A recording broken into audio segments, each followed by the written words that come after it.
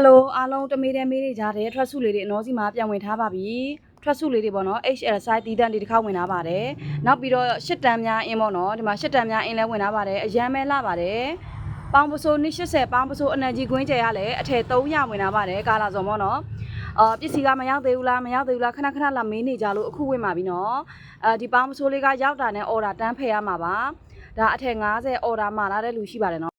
ရှစ်တန်းများအင်းရဲ့အစင်လေးကဒီလိုလေးပါနော်အရန်မဲလာပါတယ်တစ်ထည်လုံးအပြည့်ပါနော်ဒါအဖြူရောင်လေးပါကာလာအရန်မဲလာပါတယ်ရနိုင်တဲ့ကာလာလေးတွေကဒီမှာခဲရောင်လေးအုတ်ကျိုးပေးတာအသားဒေါနာထောပတ်စိန်အဖြူအမဲကြက်သွေးဆိုပြီးတော့ကာလာစုံအများကြီးပဲဝင်လာပါတယ်နော်ထွက်စုလေးကတော့ဒီလိုလေးပါအလံနဲ့ဖားစီကိုချီထိုးထားပေးပါတယ်နော်လေပင်ရဲ့ခါးရဲ့လက်မှာကြတော့ဒီလိုမျိုးဖြူနီပြတရေကျိုးပေါ့နော်တရေကျိုးလေးနဲ့တွဲပြီးတော့တုံထားပေးပါတယ်